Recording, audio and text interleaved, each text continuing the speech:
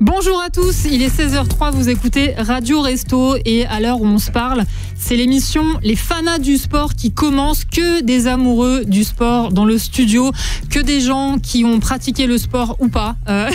Une personne qui ne pratique pas le sport se cache, une personne qui l'a pratiqué fut un temps se cache aussi dans le studio. On est assez nombreux en studio, je vais vous présenter un peu les forces en présence et déjà on en a pour une demi-heure. La première personne que je vais vous présenter, c'est un fidèle des Restos du Cœur et de Radio Resto. Il est déjà là depuis plusieurs années. On est quand même à l'édition 6 de Radio Resto aujourd'hui. Il travaille pour RTL, dans les grandes gueules, dans l'émission aussi On refait le match, bien sûr, l'émission mythique d'RTL. Il est aussi dans RTL les petits matins. Il vous donne des infos à côté desquelles vous auriez pu passer. Par exemple, hier, il a parlé du papier hygiénique en Chine. C'était très marrant. D'ailleurs, c'est Florian Gazan qui est avec nous. Salut Flo.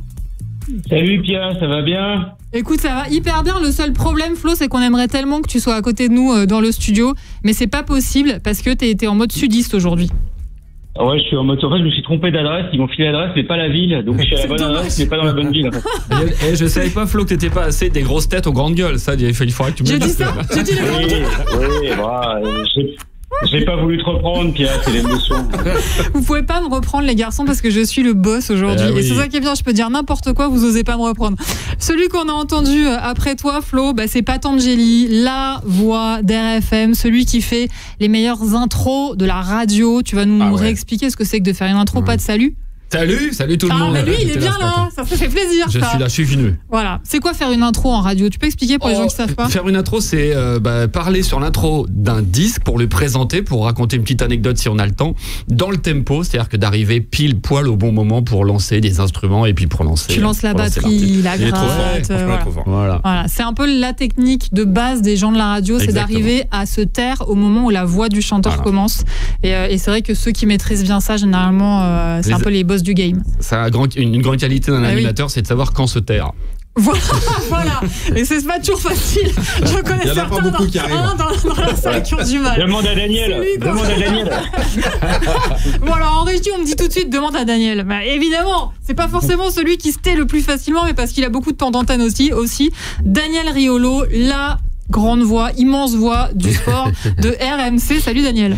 Salut Pia, salut tout le monde. Effectivement, parfois j'ai du mal à savoir quand me taire. Mais c'est dur aussi quand on a autant de temps d'antenne. Absolument.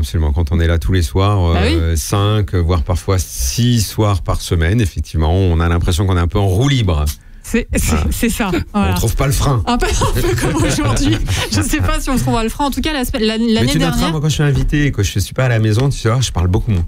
On verra. Ouais, je parle beaucoup moins. Mais de toute façon, on va être sur des sujets. Tu peux être sûr, je ne vais parler que quand tu vas me donner la parole. Alors que d'habitude, je m'impose, je peux couper la parole. Tu vois, je vais être hyper sage. Alors, tu dis ça, mais juste avant l'antenne, j'ai dit les garçons, on prend l'antenne dans 10 secondes. Et quand on a pris l'antenne, t'étais en train de discuter avec ton voisin en face. Là, c'était une discussion passionnée. C'est normal. Mais oui, mais je sais, mais forcément, il y a que des passionnés dans ce studio. En face de toi, Daniel, il y a le seul ancien sportif professionnel entre nous. Mais non, mais c'est vrai, il faut quand même le dire. Eric Rabé-Sandratana, ancien joueur de Nancy, ancien joueur et capitaine du Paris Saint-Germain, notamment. Salut Rabé. Ça va Pierre? Bonjour à tous. Ça va très bien. Rabé, tu es un ancien joueur, mais tu es aussi un homme de radio maintenant, parce que ça fait des années que tu commentes les matchs à la radio sur ce qu'on appelait avant France Bleu, qui s'appelle maintenant Ici. Exactement. 10 ans. Oui. Ah, c'est fou. D'ailleurs, ça fait 10 ans qu'on se connaît. Ça fait 10 ans qu'on se connaît, ouais. D'ailleurs, il a un maillot marqué 10 ans.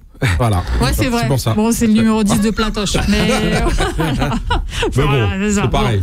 Ça compte. En tout cas, merci d'être là. Rabé, t'étais déjà là l'année dernière. Ouais. On a refait la même équipe. On a juste changé le mec d'RMC. Ah, c'est vrai. C'était Jean-Louis Tour. Oh là là. Et oui, et aujourd'hui, comme il y avait match. Vous êtes resté dans le gratin. Exactement. Est-ce qu'on a essayé d'avoir Julien Cazard? Je ne sais pas. C'est un secret, mais en tout cas, on est hyper content que tu sois là. En ce moment, il se couche un peu tard. Je crois qu'il a un anniversaire d'une tante. 16h, franchement, il aurait pu être là. 16h. Ouais, il aurait pu, mais il ne pouvait pas. En tout cas, on est hyper heureux qu'RMC soit représenté parce que dans une émission, on rassemble des radios et là, une émission sur le sport. S'il n'y avait pas eu RMC, ça aurait quand même été dommage. Et en face de vous, les garçons, et ça c'est bien parce qu'on va pas se mentir autour de la table, et je compte aussi Florian Gazan voilà, avec nous, il y a quand même beaucoup d'amoureux du Paris Saint-Germain. Un peu trop. Voilà, on peut le dire. Trop. Et donc, on s'est dit, c'est primordial qu'il y ait un amoureux de l'Olympique de Marseille. Et toi, tu t'appelles Franck Moilier. Salut mon petit Francky. Salut Pia, salut tout le monde. Voilà, c'est pour ça que les débats ont tout de suite été... Houleux. Non, pas houleux. Non, ça va. Tu sais bien, maintenant les Parisiens ils sont indifférents, il y a plus de beaucoup houle. trop. Hein Tu pars sur des bonnes bases. On est insupportable. Alors Franck Moilier, toi aussi tu travailles chez Ici. Tout à fait. Voilà, votre radio locale Ici, comme on a la coutume de le dire maintenant, voilà. Et Franck, toi ce qui est intéressant, c'est que tu n'exerces pas les mêmes métiers que nous. T'es pas actuellement un homme de l'antenne, t'es un homme de l'ombre. Est-ce que tu peux nous expliquer ce que ça veut dire que d'être attaché de production? Alors moi je suis attaché de production d'une émission musicale où tous les soirs on reçoit toute la scène française et internationale. D'ailleurs tout à l'heure, des stars, des vraies stars. Les Kylie Minogue et compagnie. Kylie Minogue, Benjamin Biolay, Jean-Loup Aubert très prochainement, voilà. Lily Cube, pourquoi pas. Patangeli en musique. Bien sûr, je sais. Mais je sais bien. C'est animé par Émilie Mazoyer qu'on aura sur Radio Resto plus tard dans la journée. Et moi, mon rôle est d'inviter toutes ces stars. Voilà, de faire le lien entre Émilie et les équipes des stars pour qu'ils viennent nous présenter toutes leurs promos au quotidien. Voilà, et ce qui est quand même marrant, c'est que avant de travailler avec Émilie, t'as travaillé sur mes émissions. Eh oui. Et donc sur l'émission Full PSG. Et donc Franck, tous les matins, il arrivait blafard. Et tous les matins, je disais alors, tu vas m'inviter telle légende du PSG, tel fan du PSG. Et en fait, ça a été un enfer pour toi. Est-ce qu'on peut dire que j'avais quand même un très grand jeu qui était tous les jours de dire à l'invité que j'aimais pas leur club. C'est vrai en plus. Et il y a un autre jeu. Triste, hein, aujourd'hui, c'est triste. Ce sun, ça me fait de la peine. Qu'est-ce qu'on ferait pas pour bouffer Qu'est-ce qu'on ferait pas pour bouffer? Ouais, mais ça a duré un an. Au bout d'un an, il a été voir les chefs. Il a dit je rempile pas, c'est mort. Il a dit exactement je vomis ce club par tous mes pores. Je ne veux pas faire une deuxième saison. C'est vrai ou pas? Absolument. Voilà. Bon, Franck, aujourd'hui, t'as une mission quand même. C'est pas le tout de faire des blagues sur le PSG, mais t'as une mission, c'est de dire comment et par quels moyens et combien de fois dans les 2 heures on peut donner pour les Restos du Cœur. Tu peux donner tout le temps si ça te fait plaisir. N'hésite pas. Écoute, le compteur actuellement est à 186 405 €. Et pas mal. C'est pas mal. Hein. C'est bien, mais on peut faire beaucoup mieux. Pour faire des dons, c'est radio.restoducoeur.org ou l'application Radio Resto. Excellent, 186 405 €. Alors ce qui est important de dire, c'est qu'avec ces petits sous, cette année, l'idée c'est de financer des kits bébés, donc acheter des boîtes de lait, des paquets de couches, des petits pots. Est-ce qu'on peut se compter, savoir combien on a d'enfants à nous tous autour de la table? Flo Gazan, je crois que déjà tu scores pas mal, toi. Alors officiellement j'en ai 3. Arrête de te la Mais selon tes voyages, un peu plus peut-être. Selon la police, peut-être un peu plus. En métropole, j'en ai 3. Ok, donc Flo 3, Pat. Moi j'ai un beau-fils. Ouais, nickel, on en compte 2. Ça compte double les beaux-fils. Tu peux le compter. Allez, et toi? Alors si on compte les beaux-fils et belles-filles, 2,5 donc. Ah ok, donc à vous deux, ça va faire. 2, oui, donc je le comptais pas entièrement. Non, mais les beaux-fils, on a dit ça compte double les beaux-fils, il n'y a pas de souci. On fait 2 plus 2, je fais n'importe quoi et je sais que Rabé, tu scores. J'en ai 4 moi. Voilà, allez, j'ai pas le temps. Moi, j'ai pas le temps. Il a les moyens aussi. Il a les moyens, c'est normal, c'est un jeu pro, évidemment, bien entendu. Bon, bah moi j'en ai 2, donc à nous ça fait 4, 6, 7, 8, 9, 10, 11, 12, 13, 14, 15 en comptant les beaux-fils. 15, ça fait beaucoup de couches. Ouais, voilà. Donc il faut beaucoup de sous pour les Restos du Cœur. Et donc tu peux rappeler par quel moyen on peut donner des sous? On va sur le site internet radio.restoducoeur.org. Ou sur l'application. Et tu sais quoi, c'est la tradition tous les ans. Quand on commence l'émission, je fais mon don, j'attends ce moment-là. Et donc je viens de le faire. Donc je mets 100 €, ce qui me coûte 25 €. Incroyable. En fait, avec la loi Coluche. Avec les déductions fiscales. Voilà, si vous donnez 20 €, ça vous coûte 5 €. C'est très important parce que les gens comme ça relativisent. Voilà, 75% de déduction du don. Et c'est vraiment une loi qui a été inspirée par Coluche. Je rappelle que c'est la loi Coluche. En ce moment, c'est la loi Coluche. Ouais, c'est la loi Coluche. On fête en ce moment les 40 ans des Restos du Cœur. Donc voilà, c'est une année hyper importante pour les restos. On va parler pendant les 2 heures qui vont nous rassembler. On va parler de notre rapport à nous, intime avec le sport. Il y a plein de choses à dire. Il y a des idoles, il y a des sports qu'on pratique, il y a des sports dans lesquels on est complètement nul. Exactement. Voilà, c'est mon cas dans absolument tous les sports qui existent. C'est pas que le sport. Merci. Non mais il est tellement sympa. Si la chambrette était un sport, tu serais quand même championne d'Europe. La chambrette? La chambrette, oui. Attention. Chambrer les gens. Oh là. J'avais pas T'as eu compris. chaud, pote. Ça n'a rien à voir avec la chambre à coucher. Daniel, mais où est-ce que t'es tombé? Moi, je savais pas que ça s'appelait comme ça. Ouais, le moi fait de non chambrer. plus. À mon avis, c'est Le chambrage, quoi. Le chambrage. Ah ouais. Moi, ok. je sais pas, il vient de l'inventer. Ah ouais, on est d'accord. le Ah chambrage. ouais. Non, parce que parce moi je féminise tout. Donc là, non, le c'est une bonne chambrage idée, mais devient la dans chambre. ce cas, tu vois, C'est pas terrible, là. t'aurais mieux fait de surchambrage. Les gars, on va commencer avec un morceau qui est le morceau que j'écoutais à l'époque où je courais, donc j'ai dû l'écouter 2-3 fois dans ma vie. Mais ces fois-là, ça m'avait donné du cœur à l'ouvrage. On part sur du Britney Spears, parce que franchement, il n'y a pas grand-chose. C'est parce qu'on était en 2014, la dernière fois que j'ai couru. Britney Spears sur Radio Resto, on revient tout de suite pour les fans du sport.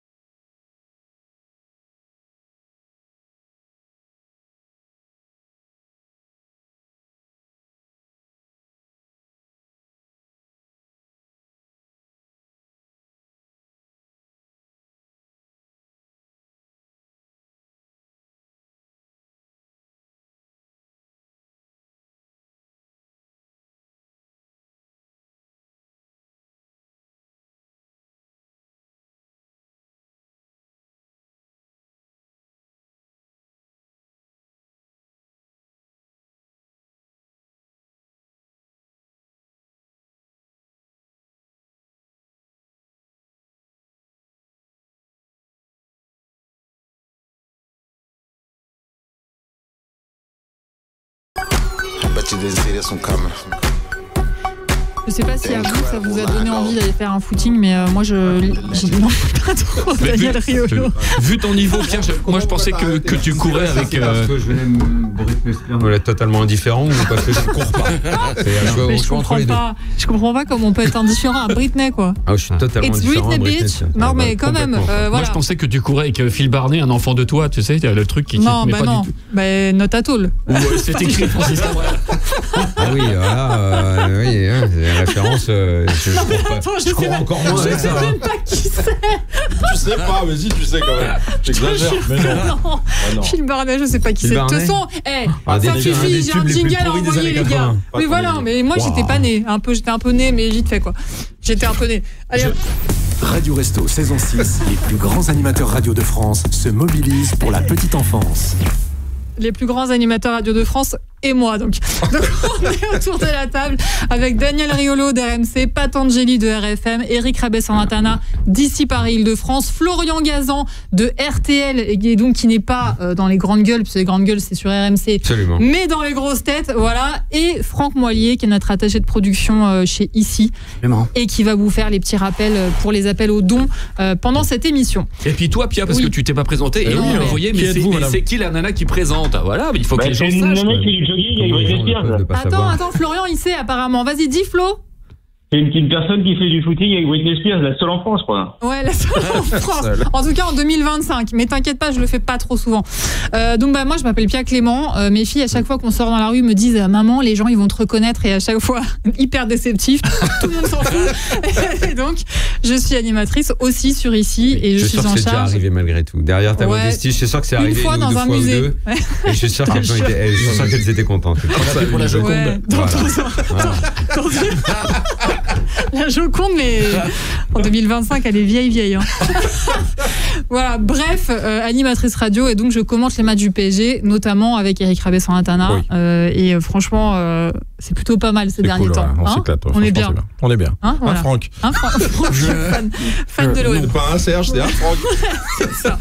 Bon, les garçons, moi j'aimerais qu'on commence cette émission qui a déjà commencé depuis 20 minutes par une espèce de carte un peu géographique de votre rapport à vous au sport. Essayez de me trouver un endroit. Ouais. Un endroit, ça peut être une rue précise en bas de chez toi, ça peut être un stade, ça peut être une ville, ça peut être même une région dans un pays. Un endroit géographique qui symbolise pour toi ton lien intime au sport, ton lien à toi, Daniel. Pas ton lien de commentateur, mais voilà. Alors moi, c'est très très simple. Bah vas-y. Moi, c'est l'adresse de mon club de tennis, j'y suis tous les jours. Tous les jours. Donc, mais non. Moi, le rapport au sport, il est très simple. Il est à un seul endroit. C'est pas mal déjà. Alors, attends, moi j'ai une anecdote avec Daniel au niveau tennis. C'est que il s'en souvient pas, mais on a fait le tournoi des journalistes à Roland-Garros il y a quelques années, qui était organisé sur les cours de Roland-Garros. Donc c'était génial. 2013. Incroyable. Un truc comme ça. Et j'allais jouer un match, et Daniel aussi. Et j'attendais pour savoir avec qui je jouais, sur quel cours, etc. Et j'entendais Daniel. La première fois que je le voyais, je le connaissais de nom. Il disait non, tu me mets pas sur le 6, tu me mets sur le 12. Parce que... Mais j'avais gagné, non? Je sais pas. Vas-y, Florian, tu joues vachement au tennis, toi aussi. Bah oui. Mais il est tout le temps blessé. Moi, j'ai changé, moi. Ouais, mais j'ai changé de sport. Je suis au pickleball. Maintenant, je fais des compètes, je fais des tournois. Voilà, là, c'est le sport du futur. Moi, je suis dans le surplus, les jeunes. Pickleball, c'est Pickleball, mais franchement, ça veut tellement dire qu'on est un raté du tennis. Il me fait de la peine à dire ça. Mais il me fait de la peine. Explique ce que c'est, Flo. Moi, je sais pas du tout ce que c'est. Attends, laissez parler Flo. Le pauvre, il est lourd déjà. Vas-y, Flo. Vas-y. Alors, le pickleball, c'est un sport qui est né aux États-Unis. Il y a 16 millions de licenciés là-bas, donc c'est en train d'arriver doucement, mais sûrement. Voilà, c'est une sorte de mini-tennis à mi-chemin entre le ping-pong, le badminton. Et voilà, et ça se joue de 7 à 77 ans. Il y a beaucoup de seniors, dont moi, qui y jouent, mais beaucoup de jeunes aussi. Et Agassi, qui est Miss, et Figra, voilà, et puis il y a beaucoup de tennismen, d'anciens tennismen qui se mettent à ce jeu, qui est en train de se développer très fortement en France. Donc là, Daniel fait le mariage avec le tennis. Le jour où il voudra à nouveau gagner des trucs, il va faire le jour où effectivement je ne pourrai plus courir. T'es le seul licencié en France, alors. Du coup, je peux y aller tout de suite. J'y ai joué aux États-Unis. On m'a présenté ce sport. Je suis resté mais totalement circonspect. Je dis mais c'est quoi cette blague? Comme avec Britney Spears. C'est un tout petit terrain. Il y a un côté ludique effectivement parce que tu es très souvent devant. Enfin ça va vite quoi en fait. Mais je comprends pas. C'est comme le paddle. Moi de toute façon tous les dérivés du tennis pour moi c'est pour ceux qui au tennis ne peuvent plus jouer, sont blessés, ne peuvent plus courir. Au paddle on joue à deux comme ça il y a un tout petit peu de terrain. Il y a plus d'efforts et tout. Et on te dit toujours oui mais c'est ludique. Exactement. Et on remplace en fait. Mais je suis sûr que Flo, au fond de lui, je sais, le pauvre, il a été blessé, il a eu on s'est beaucoup croisé chez le kiné. Toi, tu faisais quoi alors? T'étais blessé? Pas seulement. Moi aussi, j'étais blessé. Pas seulement. Moi aussi, j'étais blessé. Mais je suis sûr qu'au fond de lui, s'il pouvait encore jouer au tennis au niveau qui a été le sien, parce qu'il avait un bon niveau, je suis sûr qu'il jouera encore au tennis. Alors, il fait le malin avec le pickleball de, je sais même plus comment ça s'appelle là. Mais j'ai joué avec Flo parce qu'on est au fond de lui, il sait bien que c'est un peu. Toi, regarde, t'as vu? J'ai joué cet été avec Flo. T'as dit que t'allais laisser parler, mais non, en fait, vas-y, passe. Non, mais j'ai joué avec Flo que je connais très bien depuis une vingtaine d'années. On joue au tennis ensemble. On a joué cet été encore. J'ai dit mais Flo, arrête tes conneries maintenant. Reviens. On est quelque part. Reviens. Il dit non, je suis dans le pickleball. Ça, je dis déjà quand tu fais un sport qui s'appelle la balle au cornichon, déjà c'est pas possible. Mais c'est clair. Moi, j'imagine trop les gars qui mangent des pickles comme ça avec leur raquette dans la main. Tu sais ce que font ceux qui défendent ce sport? Là, je pense qu'il l'a dit d'ailleurs dans les 3 premières phrases. C'est Agassi qui soutient le truc. Ouais, sérieux, ça rend le truc complètement dingue. C'est Agassi, quoi. Ça parle au vieux, Agassi et Steffi Graf, ils jouent, quoi. Rabais, tu veux Moi, dire je un connaissais pas. Non, moi non plus, je du connais tout. pas, Vraiment mais pas du tout. Mais on n'est pas trop pickleball. Le padel, c'est chez nous, et le pickleball, c'est aux Ouais, États-Unis. c'est ça. Bon, il a dit 16 millions de... Ouais, mais aux États-Unis, Oui, aux aux États-Unis, quand même. States. Non, mais 16 millions, franchement, c'est Florian, si toi tu devais citer un endroit sur Terre qui te relie à ta passion du sport, ce serait où? Écoute, moi, ce sera le premier stade de foot dans lequel j'ai posé mon petit cucu, et c'était pas le Parc des Princes, c'était le stade Jean-Bouin à Nîmes, parce que j'allais en vacances dans le sud, et moi j'allais donc au stade à Nîmes Olympique, donc j'ai vu jouer les Cubaines et compagnie, et voilà, c'était vraiment c'était le stade à l'ancienne, donc les gradins, c'était du béton armé, donc c'est pour ça que j'ai un cul d'enfer. Et voilà, c'est mes premières émotions de foot, c'est les sandwichs papier alu, c'est l'été, le stade Jean-Bouin, et les crocodiles, le Nîmes Olympique. Donc pour moi, voilà, c'est mon premier gros souvenir de foot, c'était là-bas, et à partir de là, le virus était dans mon corps. Mais donc ouais, c'était les stades à l'ancienne. Moi, j'aime ce football vintage qui disparaît au fur et à mesure, au fil des années, et pour moi, c'est ce que ça représente, quoi. Ouais, le football vintage est presque le sport vintage aussi, parce que je me suis posé la question en préparant l'émission, est-ce qu'il reste un peu des îlots de romantisme dans le sport aujourd'hui? Plus trop, j'espère quand même qu'il y a des gens quoi, qui vont au stade par le... le pickleball. Le pickleball, arrête ton char, Florian, le pickleball, c'est pas romantique du tout. Le romantisme, disparaît comme le pickleball disparaîtra dans 2 ans. Je sais pas, on verra. Hein. Rabé, t'as un endroit, toi, qui te... Moi, c'est difficile. Mais ouais, je dirais quand même le stade Marcel Picot, parce que c'est là que j'ai commencé à jouer en pro, et c'est ce qui a représenté un peu toute ma jeunesse, où t'attendais, quand à l'époque on jouait les levées de rideau. Ça existait encore, tu jouais les levées de rideau avant les pros. Et du coup, je me souviens d'avoir joué des matchs incroyables, avec l'émotion un peu particulière de savoir que les pros arrivaient derrière. Du coup, peut-être qu'ils te voyaient un peu. Non, franchement, c'était magique. Ça donne quoi, cette émotion, physiquement? Ça veut dire que t'as des papillons dans le ventre, Ouais, ça veut dire que t'as peut-être un peu plus d'énergie et de détermination dans ce que tu vas faire sur le terrain, mais voilà, je pense, peut-être c'est inconscient, mais c'est comme ça. Tu te dis que voilà, soit l'entraîneur des pros te regarde, soit les pros te regardent aussi, donc voilà.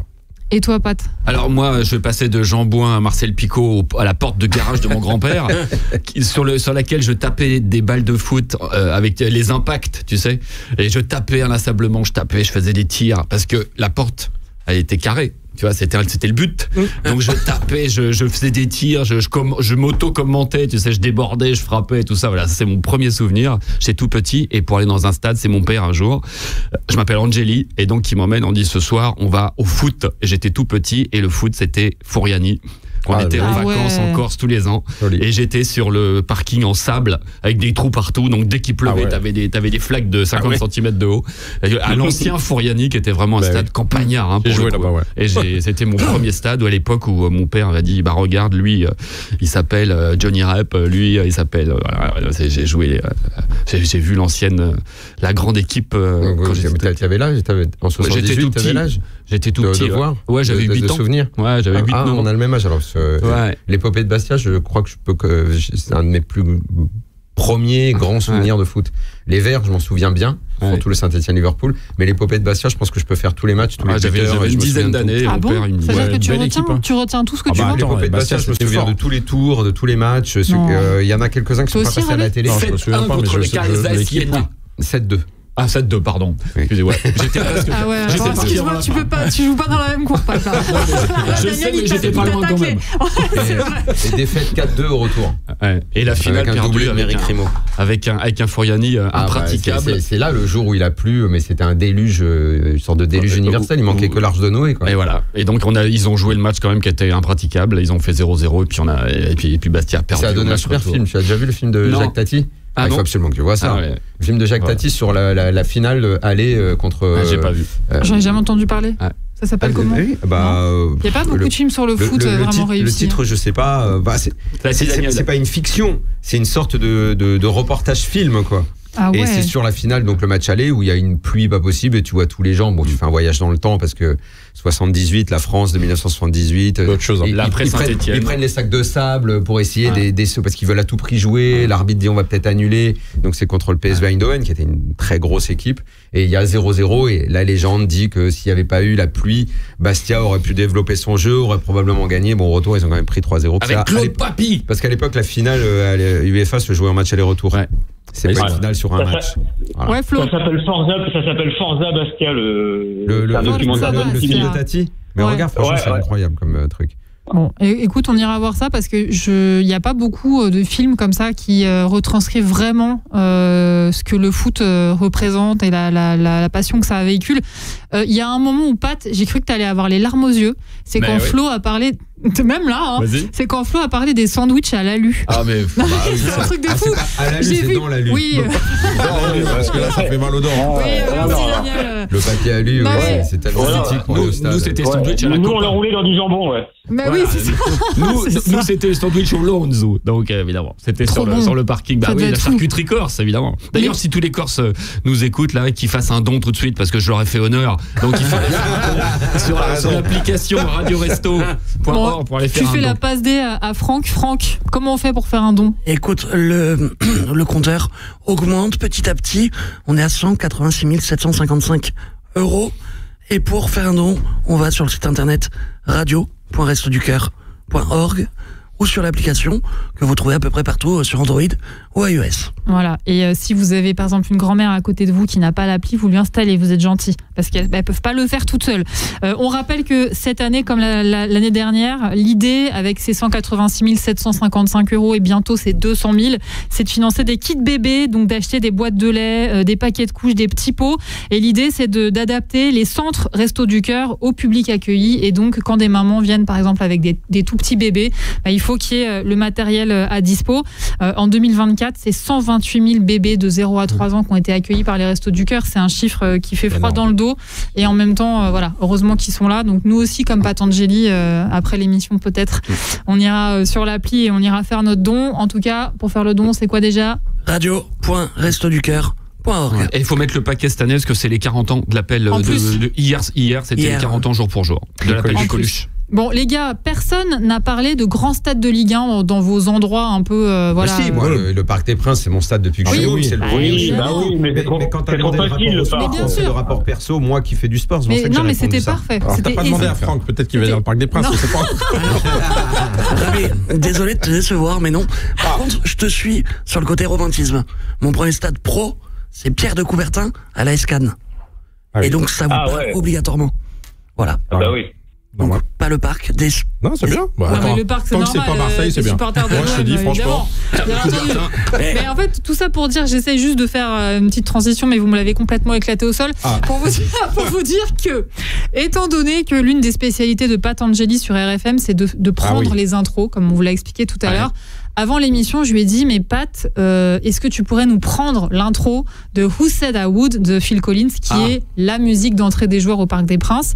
Il m'a dit, ouais, pas de problème. Et puis là, tout à l'heure, il m'a dit, ouais, mais en fait, l'intro, elle est pas hyper longue. Donc, on va voir ce que ça donne. Non, mais celle-là, elle est longue, apparemment, c'est la grande version. Ah, tu vois qu'il y a une grande version. C'est la version club. C'est la version club. Voilà. Il y a une super longue intro, ça va le faire? Tu gères? Sachant que... Vas-y, je n'ai rien préparé pour le coup. Non, mais tu vas faire ça au feeling. Sachant qu'il faut quand même se dire que Eric Rabessarantana, qui est juste en face de toi, il a été dans le couloir du Parc des Princes. Il y avait cette musique à l'époque déjà. Bien sûr. Bien sûr, 91.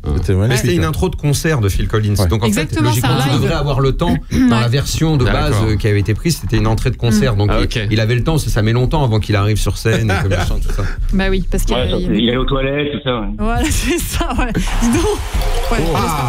C'est parti. Phil Collins, mesdames, messieurs, l'entrée mythique, attention. Et alors, ça c'est l'intro, il nous faut des percus. Les voilà, les percus. La chose la plus importante qu'il faut savoir dans ce morceau de Phil Collins, ce qui donne l'intro, ce qui donne l'ampleur, c'est évidemment la section de cuivre de Earth, Wind & Fire dans ce morceau de Phil Collins, et ça fait ça. Avec les joueurs mythiques du PSG, Safet Suzic, c'est Sousa de Oliveira Rai, Kylian Mbappé, Eric Rabessarantana, Phil Collins dans Radio Resto.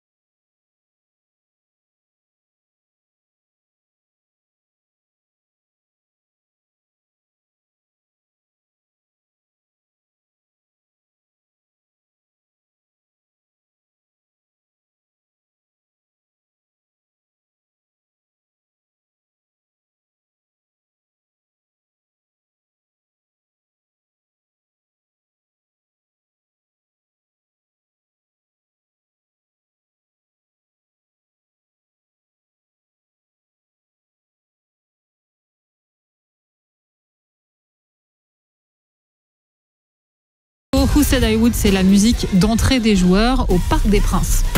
Pendant 48 heures. C'est Radio Resto, saison 6.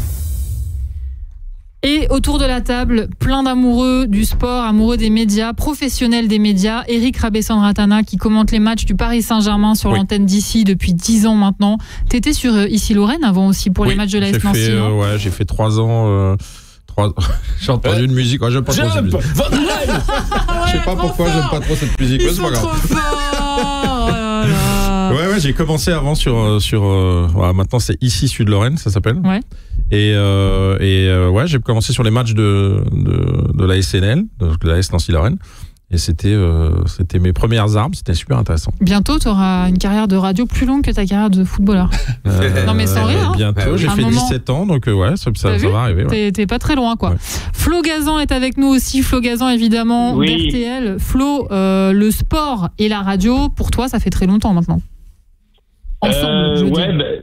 Oui. RTL, on refait le match, ça fait un paquet de temps. J'avais fait l'émission avant on refait le match avec Eugène Sacomano, le regretté sur Europe 1. Donc j'avais commencé là. Et mais depuis que je suis gamin, même quand je faisais de la radio FM dans un grenier, je faisais toujours un peu de sport. Donc oui, c'est indissociable clairement. D'un autre côté, quoi de mieux que le sport à la radio? C'est quand même le truc, le frisson par excellence. Le multiplex, c'est ça qui nous manque d'ailleurs. Voilà, maintenant, je suis d'accord avec toi. Maintenant qu'il y a des matchs tout le temps, tout le week-end, nous on adorait le multiplex. Le soir on branchait la radio, que ce soit sur Europe 1, Yann Kunig ou Jacques Vendroux sur France Inter, c'était magnifique quoi. Putain Sochaux, voilà, c'est ça qu'on veut. Moi j'ai un souvenir toujours de Bastia, évidemment, où il y avait le mec, moi j'écoutais Europe 1, le mec à l'époque, et on rejoint Rémi Doudicelli à Fouriani, but pour les visiteurs, je sais plus qui c'était, 1-0 pour les visiteurs. Ah bon, ok. On part sur un autre stade, il part ailleurs, on dit oui, ici Bastia, ouais, il nous appelle encore, but pour les visiteurs, 2-0 pour les visiteurs. Putain, donc il part sur d'autres stades et tout, et puis à un moment il dit allô Bastia, oui, panne de secteur ici à Bastia. C'est vrai de lumière dans le stade, match interrompu. Oh là, le miracle corse, j'adore. Donc Patangeli, d'RFM évidemment, toi aussi énorme amoureux de sport bien sûr, mais surtout très très très fin connaisseur de musique. Et bien sûr Daniel Riolo. Daniel, toi ta carrière entière elle a été vouée au sport, ou t'as fait du journalisme général avant? Il y a longtemps. T'as été Radio France, non? Au tout début. Ouais, mais Radio France, c'était pour le sport déjà, ouais. Non, au tout début, alors vraiment au tout début, c'était, on va dire culture, quoi. Cinéma, théâtre. Ça n'a pas duré longtemps, mais j'ai fait ça. Après, dès qu'il y a eu une opportunité dans le sport, je suis allé dans le sport. Évidemment. Ça te manque un peu l'en dehors du sport, la culture? Non. T'en fais un peu maintenant chez Estelle Denis. Si des opportunités, mais bon, maintenant, une fois que tu es sur une autoroute comme ça depuis autant d'années, il faut faire du pickleball maintenant. On peut commenter les matchs de pickleball. Ouais, Flo. Flo, il gagne des trucs, hein. Attention, il rigole pas, hein. Ah, attendez, j'ai gagné 3 tournois déjà, arrêtez. Bravo. Attends, mais bravo. Personne ne le sait en tout cas. Non, mais attends, il y a on est 10 000 en France, monsieur Riolo. Voilà, j'ai un message de mon assureur, parce que je sais que Daniel, c'est sa spécialité, va lancer les assurances, et il n'est pas content. Il faut raconter, c'est une private joke, mais c'est chez Estelle Midi, en fait, il a fait une sortie contre les assureurs. Daniel, et à mon avis, quand il va recevoir à sa prochaine franchise et son contrat, t'inquiète pas, j'ai déjà reçu un message de mon assureur. Non mais sérieusement? Non. Mais en plus, c'est une personne que je connais depuis très très très longtemps. Ah bah il devait être content. Qui bosse chez un assureur. On peut pas dire le nom, il faut en dire 3 ou je sais pas quoi, machin, je sais plus. Bon, MMA. Quoi. Tu peux y aller là. Et je trouve que c'est vraiment quelqu'un que je connais depuis des années qui bosse et qui en gros fait mes contrats, la maison, la bagnole, machin, tout ça quoi. Et il m'a envoyé un message, il a dit je dois le prendre comment, que je suis un arnaqueur, machin. Je lui ai dit mais attends, je lui ai dit attends, toi t'es mon ami qui bosse super bien dans l'agence, c'est pas toi l'assureur, c'est pas toi MMA. C'est pas toi qui oblige à telle franchise, c'est pas toi qui, s'il m'arrive un truc, va m'augmenter le prix l'année d'après. C'est pas toi qui élabore le principe de l'assurance. Donc voilà, donc c'est bon, il a pas. Donc c'est passé. C'est passé. Il y a d'autres trucs qui passent moins facilement. C'est un truc dont on reparlera tout à l'heure aussi, mais le rapport avec les réseaux sociaux et quand on travaille dans les médias. T'allais dire le rapport avec l'assurance. Non, ça on s'en fout un peu. Non, c'est bon. Non. Flo, tu voulais dire un truc? J'étais content que Daniel me parle un peu des assureurs. Ouais, c'est sympa. Visiblement, il pense pareil. Hein. C'est grâce à toi. Merci Flo. Faut que tu viennes au resto, Flo, je te l'ai dit, pour qu'on parle un peu de tout ça. Absolument, c'est vrai. Maintenant, il est restaurateur, Daniel, mais qu'est-ce qu'il ne fait pas? C'est incroyable. Non, t'as vraiment un resto, Daniel? Resto de l'After, oui. Qui a ouvert, Ah ouais, qui a tu viens ouvert la semaine d'ouvrir. dernière. Ah oui, et inauguration officielle mercredi pour Barça PSG. Avec des pizzas. Non, il y aura un petit peu. Il y aura pas que des pizzas. C'est un resto, comme on dit quand il y a plus généraliste. Je sais pas. Enfin, la spécialité italienne. Mais c'est ça, c'est pour ça. Ah oui, généraliste, c'est pas. Non, ça se résume pas à la pizza. C'est un resto, c'est pas un truc éphémère. Non, c'est un vrai resto qui a ouvert, qui se trouve à Boulogne, en face de la scène musicale, qui s'appelle Dopo. Et on inaugure mercredi pour Barça PSG, parce qu'il y a des écrans, on peut voir les matchs. Dopo, ça veut dire après en italien. Et donc ça veut dire after. Bah oui, j'avais bien compris. Parce que lien. After, en anglais, ça veut dire après aussi. Voilà. Heureusement qu'il y a Margot Dumont qui va débarquer tout à l'heure au téléphone, qui va pouvoir nous traduire tout ça, parce que là, on sait plus où on habite. Les garçons, ça fait 10 minutes que j'essaye de le caser, mais je sais pas pourquoi, il y a d'autres sujets qui pop. Mais on a écouté la musique d'entrée des joueurs au parc, et pour faire plaisir à Franck, on va écouter, pas en entier, hein, parce que vous pouvez pas pousser mémé dans les orties. 2-3 secondes, quoi. On va écouter le début de la musique d'entrée des joueurs au stade Vélodrome. C'est pareil, hein, c'est mythique.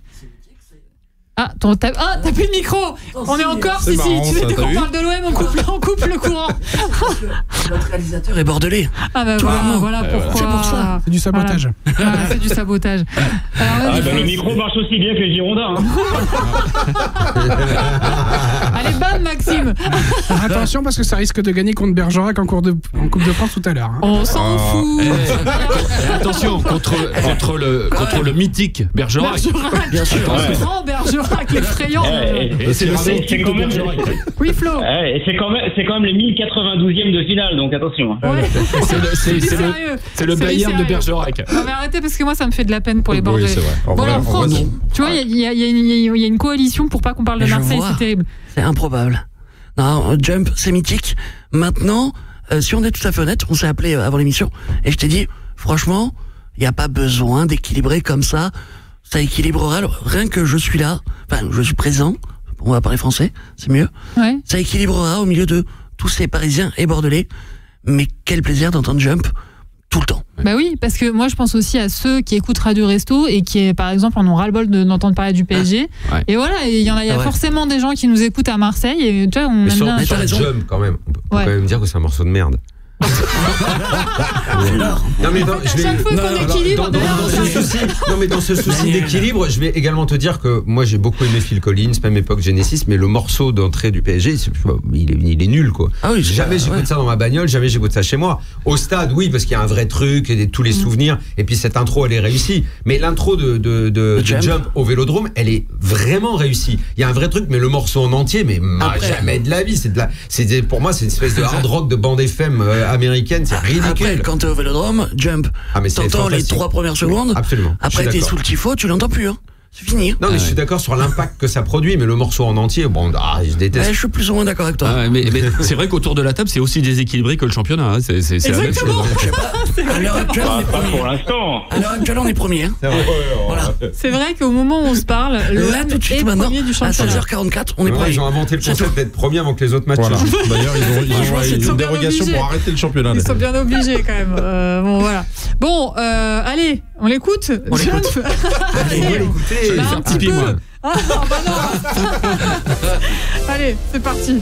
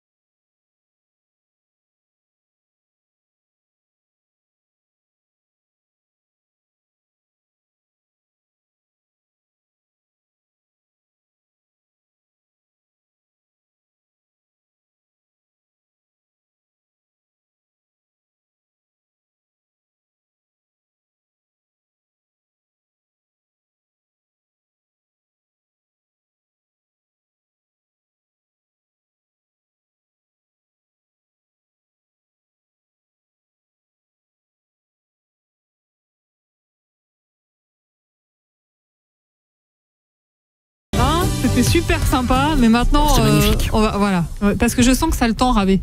Je pense qu'il y a des gens qui sont perdus et qui vont écouter cette musique longtemps dans les stades. Non mais toi t'as quand même des souvenirs de fou au stade Vélodrome. C'était bouillantissime parce qu'aujourd'hui il y a plus de supporters qui se déplacent depuis plus de 10 ans. Enfin voilà, à l'époque c'était bouillantissime, c'était des coups de cailloux. Non, pas des coups de cailloux. Paulo César il m'a raconté qu'il s'était pris un caillou sur la tête au stade Vélodrome, qu'il avait ouvert la tête. Cailloux et des pièces et des trucs, ça c'était à Bastia quand on jouait. Non mais juste pour donner le truc de Bastia, le grillage était à 1 mètre de la ligne, donc du coup quand tu t'es chauffé le long de la ligne, bah t'étais forcément à côté des gens et bon, il y avait pas que des cailloux qui tiraient les corners, qui se faisaient tirer les cheveux. Ah non, c'est sûr, c'est vrai. Non, en vrai, c'est pour ça. Oui, parce que quand tu tirais le corner, quand tu prenais l'élan, t'étais collé au grillage. Et il y a des mecs qui passaient la main, soit ils te tiraient les cheveux, soit ils te crachaient dessus. Mais à Bastia, il y a tout eu. La lumière qui s'éteint dans le vestiaire. La lumière qui s'éteint dans le vestiaire, et puis d'un coup, on entend le bruit des gifles. Évidemment. Le bruit des gifles. Dans le couloir. C'est ça, le vrai foot. Non, mais pour revenir à Marseille, j'ai connu ça.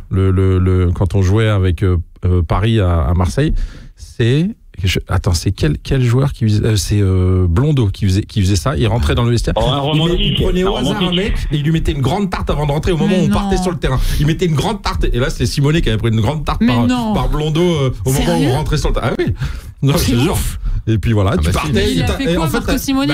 T'as pas le temps, t'as rien, tout le monde part. Donc tu suis tout le monde et tu dis. Il s'est jamais fait casser la jambe dans les 2 premières minutes de match. Non, mais bon, ça, voilà quoi. C'était. C'est ouf cette anecdote. Ah ben non, c'est fou.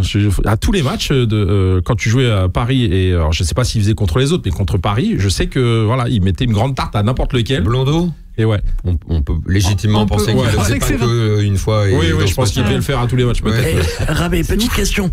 C'est quoi ton... Ne parle pas de Ravellini, s'il te plaît, parce que tu sais, c'est bon, j'ai déjà expliqué 100 fois. Je t'en ai déjà parlé il y a quelques jours. C'est quoi ton ratio de victoire et défaite au Vélodrome? Non, j'ai jamais gagné au Vélodrome. Jamais gagné. T'as jamais gagné au Vélodrome? Non, jamais. Mauvais choix de carrière, c'est tout. Tu sais que j'ai eu ou Marseille ou Paris quand même. Quand je suis à Nancy au moment de partir. Quand il quitte Nancy, c'est une vedette. J'ai Marseille et Paris comme proposition. Et je vais vous raconter l'anecdote quand même. Et j'ai Marcel Dib au téléphone. Marcel Dib au téléphone pour Marseille. Je ne comprenais rien de ce qu'il disait. Je te jure que c'est vrai. Je te jure, en vrai, je le faisais répéter 3 fois les phrases qu'il me disait parce que je comprenais rien avec son accent quand il me parlait. Et à un moment donné, je me disais c'était gênant. Et puis, bon, de toute façon, je voulais pas aller à Marseille. Mais je te jure, c'est vrai. Il répétait, je le faisais répéter tout le temps ces phrases parce que je comprenais rien. Il mâchait à moitié les mots et tout ça. Il parlait à 2000 km/h. Et en plus, avec l'accent, je comprenais rien. Et donc, du coup, de toute façon, ça n'a pas duré très longtemps. Mais j'ai dit, non, écoute, c'est bon. Ça va pas être possible. C'était fou, c'était incroyable. Ouais. Je rappelle aux Marseillais qu'ils peuvent quand même donner un resto. Si vous êtes énervé, donnez, faites des dons. Ah non, mais attends, parce qu'il y a un autre truc que vous pouvez faire aussi. Évidemment, donner, c'est la priorité, bien sûr, sur l'appli et sur le site internet radio.restoducoeur.org. 187 005 €. Mais vous pouvez aussi nous appeler si vous êtes Marseillais. Ah oui, oui. Il y a un numéro de téléphone. Vous pouvez nous appeler au 01 850 90 600, voilà. Et si vraiment vous en avez marre de nous, si vous en pouvez plus des Parisiens, n'hésitez pas. On est là pour le standard explose apparemment. Si Marcel Dib, Marcel Dib appelle pour savoir si Marcel, on comprend pas. En plus, j'avais joué contre lui, moi, donc c'est pour ça que c'était une anecdote assez. Ah non, mais c'est énorme. Été 97 que tu arrives au PSG. J'arrive, 97, 98. Été 97, oui. C'est pas 96 juste après la Coupe des Coupes? Non. Juste après la défaite contre Barcelone en finale. La deuxième finale. Oui, Flo. Penalty de Ronaldo. Ouais, exactement. Et moi, il y a un truc que je voulais vous demander, les garçons, quand vous faites du sport, pas quand vous regardez le sport, pas en tant que spectateur, mais en tant que sportif. Je me rappelle plus. Je sais que tu cours des fois, arrête. Ouais, marche. J'aimerais bien que vous me racontiez la pire loose de votre vie, parce que moi, quand je revois un peu ma carrière de sportif, je n'ai que des situations de loose. Est-ce que ça vous est déjà arrivé un truc? Je sais pas, comme Jakob Jakobsen, comment il s'appelle, Jasper Jakobsen au Tour de France en 2021, qui croit qu'il est arrivé en premier à l'épreuve, à l'étape, et qui lève les bras alors qu'en fait il y a un mec 50 mètres devant lui. Oui. Moi j'en ai une belle. Vas-y Pat. Moi j'en ai une belle. C'était au même tournoi des journalistes sur les cours de Roland Garros. C'est là où il a fait du sport une seule fois. Non. J'étais en forme, et il faisait très chaud, c'était début septembre, et on a joué sur les cours de Roland-Garros, je m'éclatais, j'arrive en finale du tournoi contre Frédéric Calange, vous voyez qui c'est? Ah oui, très bien. Frédéric Calange qui était sur TF1, etc. Donc on joue la finale ensemble, je gagne le premier set, je mène genre 5-4 le deuxième, balle de match pour moi, il me fait un lob tout pourri, j'ai plus qu'à écraser un smash pour gagner le tournoi, je cravate, je fais un pauvre bois qui va dans la tribune, je rate la balle, je perds le jeu 5-5, je perds le set, je m'embarque dans un troisième set 5-5, il me fait un amorti, je démarre, rupture du tendon d'Achille. Rupture du tendon d'Achille. Allez, essayez de faire mieux que ça. Essayez de faire mieux que ça. Rupture de chantier, 6 mois sans sport. Merci, au revoir. C'est horrible. Alors que j'ai un pauvre match à mettre pour lever les mains. Voilà. Il devait être. Ah bah il était désolé pour moi. Empathique et vénère quand même un petit peu. Et je suis sorti du cours numéro 17. Il était content, il a gagné. Je m'en souviens encore, il y avait des petites tribunes sur un fauteuil roulant. C'est énorme. Voilà. Flo, t'as forcément une histoire de loose toi aussi.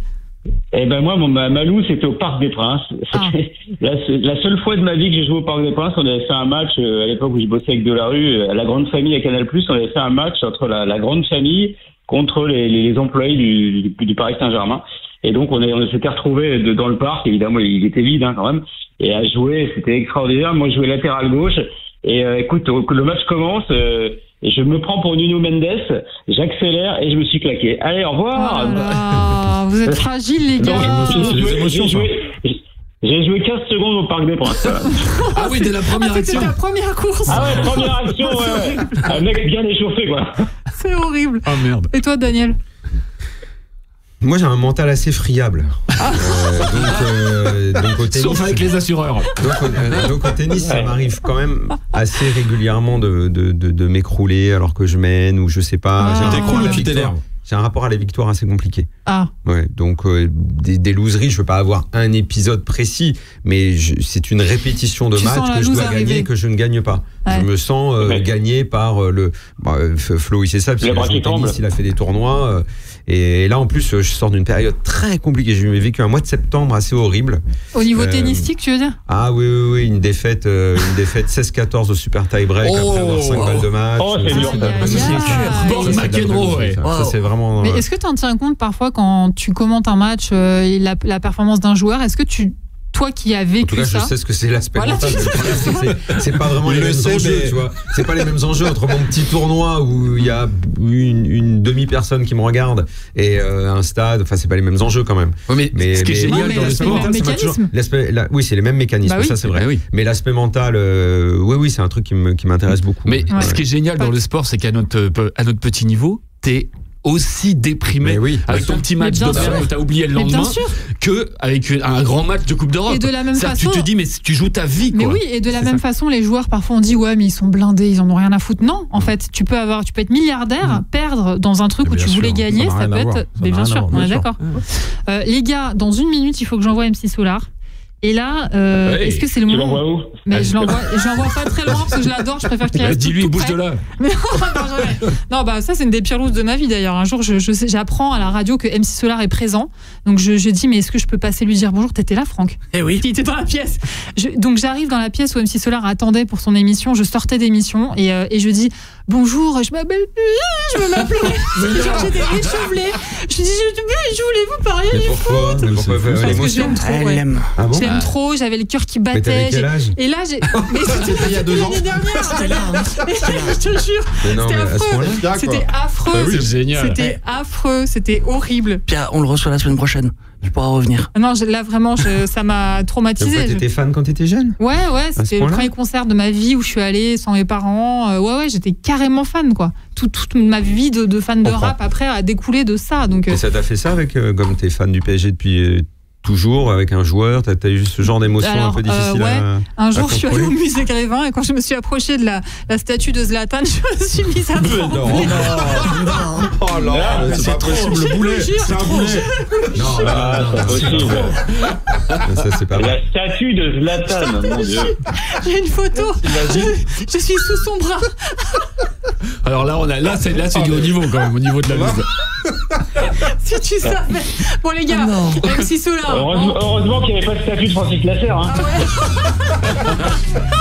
Il m'aurait taclé. A tout de suite. Le vent souffle en Arizona, je crois bien. Hein.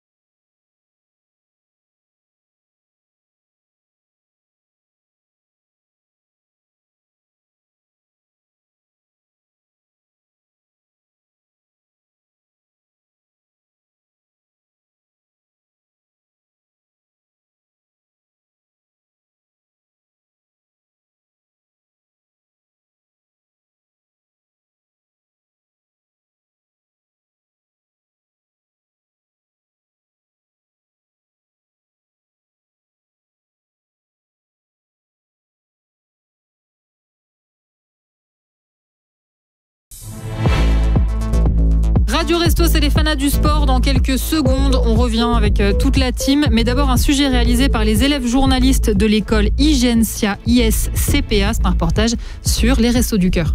À Reuilly-Malmaison, le centre de distribution des Restos du Cœur se transforme en gigantesque salle de classe tous les lundis et vendredis matin. Dès que l'on pousse la porte, Michel, le responsable, nous accueille chaleureusement. Donc ici, on donne les cours de français que nous donnons ne sont pas seulement des cours de français, il y a aussi ce qu'on appelle des cours d'alphabétisation. Ici, tous les profils sont acceptés et peu importe le niveau, la spécialité de la maison, une organisation optimale pour faciliter l'apprentissage. Aujourd'hui, nous étions 12 profs pour 11 élèves. Moi, j'essaie quand même de maintenir le mythe de un prof, un élève, et si possible avec quelquefois des cultures qui soient proches. Elles ont le contact plus facile et on progresse. Dans une salle à part, Marie, une jeune chinoise accompagnée de sa fille, et Sophia, réfugiée ukrainienne, suivent le cours de Nadine et Corinne avec attention. Au programme, correction d'un exercice donné lors de la séance précédente. Beurre, c'est quoi? Féminin ou masculin? Beurre. On dit quand je mets du beurre masculin, très bien. Tout de suite, on remarque l'ambition des élèves et leur envie de réussir. À 11h, le cours touche à sa fin et pour se dire au revoir, toutes se prennent dans les bras. Petit moment d'émotion quand Sophia nous indique via un site de traduction « Ici c'est plus qu'un cours, c'est ma famille ». Émue, Corinne nous explique. On a vraiment créé quelque chose qui va au-delà du cours et d'un prof, si vous voulez, c'est devenu autre chose qui est un lien, voilà. Bien plus qu'un simple cours de français, des valeurs qui définissent l'association, parce qu'au final... C'est ça les Restos du Cœur, c'est aussi la convivialité, la bienveillance. Radio Resto saison 6, les plus grands animateurs radio de France se mobilisent pour la petite enfance. Radio Resto, les fanas du sport, la dernière heure tous ensemble avec Eric Rabé-Sandratana, ancien capitaine du Paris Saint-Germain qui a aussi joué à l'AS Nancy entre autres. Tu m'as pas demandé ma loose tout à l'heure, mais je t'ai pas dit. Mais... Ah bon? Ouais, mais parce que je pense que dans ma tête, je pense que dans ma tête t'en avais pas. J'en ai une et je vais te la dire vite fait. Je vais te la dire vite fait. Ma loose. Ouais. J'ai marqué contre mon camp mon premier match professionnel. Oh non, mais imagine, c'est mon premier match. Ça, c'est les grands champions. On perd 4-1 à Caen. Donc là, c'était la grosse équipe avec. Il y avait Paille, il y avait. C'est vraiment la grosse équipe. Gravelaine. Et donc ça, c'est mon premier match en professionnel. Et dernier but de Caen, donc le 4e, je mets un super but, une tête plongeante au ras du poteau. Le gardien, il a tellement pas compris comment j'ai pu mettre un but comme ça que voilà. Donc tu mets un CSC et un but? Non, je mets un CSC contre de la tête. De la tête contre oui. Et c'est pas la totale loose parce que tu marques le 4e. Par contre, si ça avait été un partout et que tu fais ça, là c'est la loose. C'est sûr. Mais c'était le premier match. Bon, j'avais fait quand même un bon match et du coup, c'était Aimé Jacquet l'entraîneur juste pour le. Oh waouh. C'est pas non plus parce que c'est une loose quand même de grands sportifs. C'était pas une totale loose puisque après j'ai joué tout le temps. Mais parce que tu vois moi quand ça m'a pas empêché de voilà. Moi quand j'étais au collège, j'ai fait du handball. Je crois que j'avais pas compris trop les règles d'ailleurs à l'époque et un jour j'ai fait un tournoi avec des tournois régionaux. À Nîmes, c'était d'ailleurs Flo. Et non mais tournoi régional, j'étais sur le banc évidemment parce que j'étais un ectoplasme sportif et en fin de match le coach me fait rentrer. Et là, il se passe un truc de ouf. Ma capitaine s'effondre en larmes. Parce que je rentre sur le terrain. Mais non, parce que c'était exceptionnel. Je suis en 5e et je suis là, mais qu'est-ce que je fous là? Qu'est-ce que je fous là? D'ailleurs, c'est une question que Daniel doit se poser parce que normalement, il devait partir à 17h. Il est 17h04. Non, mais franchement, je m'en serais voulu de rater une telle anecdote avant de partir. C'était pas mal, hein. Et savoir que tu fais pleurer les gens qui font du sport avec toi, c'est affreux. Tu dois avoir un niveau tu pleures devant les. Tu sais quoi, c'est la statue de Zlatan a pleuré. C'est clair. Les larmes de sang. Les larmes de cire. Je te jure. Non, mais il y a eu beaucoup de trucs comme ça. Enfin, j'en ai pas mal d'histoires en stock. Daniel. Merci beaucoup, Pierre. Je suis très content d'être venu. Franchement, c'était un plaisir de t'avoir. C'était trop bien. Je suis vraiment contente aussi qu'RMC était. Il y a du niveau, quoi. Franchement, là. C'est pas dur. Si, j'arrête. Bien sûr que c'est dur. Ça va devenir la légende de The Voice, hein, Jean-Louis Tour. Ah oui? Bah oui, parce qu'il prend la place de Jeannot, commentateur historique de l'antenne. Pression. Ah ouais. C'est pas un novice non plus, hein. Il a présenté très longtemps. Non, mais c'est un poste. Mais là, c'est le commentateur des RMC maintenant. Waouh, faut avoir les épaules. C'est un bon Jean-Louis. Bah écoute, on a hâte de le voir devenir The Voice du foot. Après nous, ici, on a quand même un The Voice assez puissant en la personne de Bruno Salomon. Sur les matchs du PSG, il va être dur à détrôner. Bruno, il fait PSG. Oui. Donc, mais c'est consacré sa vie au PSG. Voilà. Mais alors, c'est vrai qu'il envoie lourd. Hein. Ah, il envoie du lourd. Non, mais il envoie du lourd. C'est même Nasser le reconnaît. Un peu en mode Sudam. Un peu, mais en plus vénère, en plus parisien, quoi, tu vois. Ouais, en plus barbu. En plus barbu. En plus barbu, avec des chemises à carreaux. Bien, bonne continuation. Merci beaucoup, Daniel. C'était génial de t'avoir. Salut, Daniel. Après, on revient. On te réinvite l'année prochaine. Alors, après, il faudra voir entre Jean-Louis et toi, du coup, qui vient. Mais on peut vous inviter tous les deux aussi. Vu qu'il commente les matchs, tu vas peut-être avoir plus de temps que lui. Ouais, c'est possible. On verra ça. On verra ça. Ciao. Salut. Et Flo, c'est quand tu veux. Hein. Pas pour le pickle machin, mais pour le resto. Avec plaisir, Daniel, je viendrai. Nous, il nous a pas du tout envie de te rester. Il en a rien à foutre. Évidemment. Non, mais c'est un truc de fou quand même. Attends, on sort une émission de folie et non, rien du tout, quoi. Pierre, non, mais Daniel, ça reste au généraliste, t'as dit? Ouais, non, généraliste italien, il a dit. Oui, voilà. Alors, c'est pas un resto qui fait couscous, sushi, pizza et hamburger. Non, c'est un buffet. On n'est pas un world kitchen. Bon, à bientôt. Salut Daniel, merci beaucoup d'avoir été avec nous, c'était un plaisir. Merci beaucoup. Nous, on continue. Et mon petit Franck, mon petit Marseillais. En fait, c'est quoi tes Marseillais préférés? Finalement. Oui. Parce que j'en connais pas tant que ça. J'en connais pas d'autres. J'en connais pas tant que ça. Mais voilà, Franck, c'est ton moment maintenant, parce que tu vas nous rappeler comment on fait pour participer, pour faire des dons. On est à 187 105 €. Alors, il faut y aller là-haut. Il faut y aller déjà. Faut que ça décolle là. Et pour les dons, on peut déjà télécharger l'application Radio Resto sur iOS ou Android, ou aller sur le site internet radio.restoducoeur.org. Et faites un don parce que c'est défiscalisé avec la loi Coluche. Si vous donnez 20 €, ça vous coûte 5 €. Et franchement, ça vaut le coup de donner 5 € pour les 40 ans des restos. C'est ça. Et on rappelle que un don de 100 € permet d'accompagner un bébé pendant 3 mois. Donc c'est pas rien. C'est énorme. Hein. Oh, mais totalement. Un don de 100 € qui donc vous coûtera seulement 25 € au final, vous permet d'accompagner un bébé pendant 3 mois. Donc je rappelle que l'année dernière, les Restos du Cœur ont accueilli 128 000 bébés de 0 à 3 ans. Et évidemment que la précarité alimentaire chez les tout petits, c'est pire que tout, bien sûr. Vous savez bien sûr qu'ils ont besoin absolument de lait, et puis de pas n'importe quel lait, du lait qui leur convient. Donc tout ça, c'est pour financer des kits bébés avec dedans des boîtes de lait, des paquets de couches et des petits pots. On a presque tous, sauf toi, mon petit Franck. Presque tous eu des bébés. Moi, j'ai pas d'enfant, j'ai un chien, mais je fais quand même une garde alternée. Mais est-ce que ton chien, il est pro Marseille ou pas? Ça, tu lui demanderas. Ouais, je lui demanderai, ouais. Je pense pas, franchement. En tout cas, voilà, on sait que les petits pots et surtout les couches et les pots les boîtes de lait, ça coûte super cher. Donc, pour les familles qui sont dans la difficulté, c'est vraiment une dépense qui est compliquée à assumer.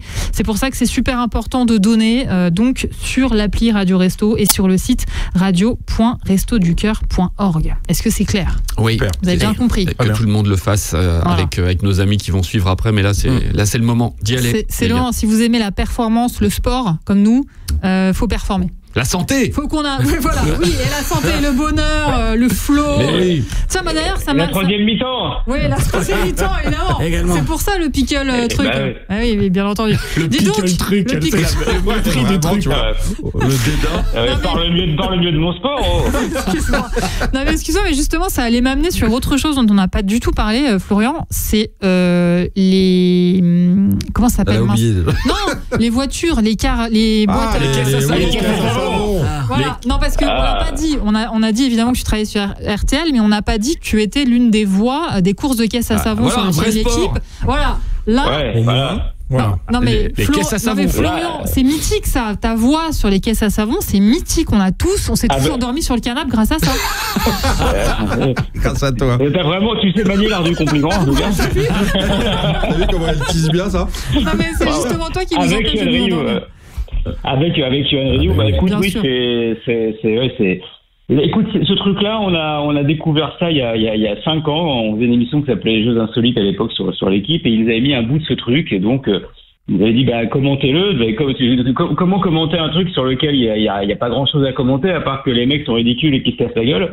Donc on est parti en freestyle et les gens adorent en fait parce que ça nous rappelle les trucs quand on était gamin, les trucs façon jeu sans frontières, Interville, les mecs sont déguisés, ils se marrent, ils se prennent des pelles et en fait ils rêvent juste d'une chose, c'est de se gameler.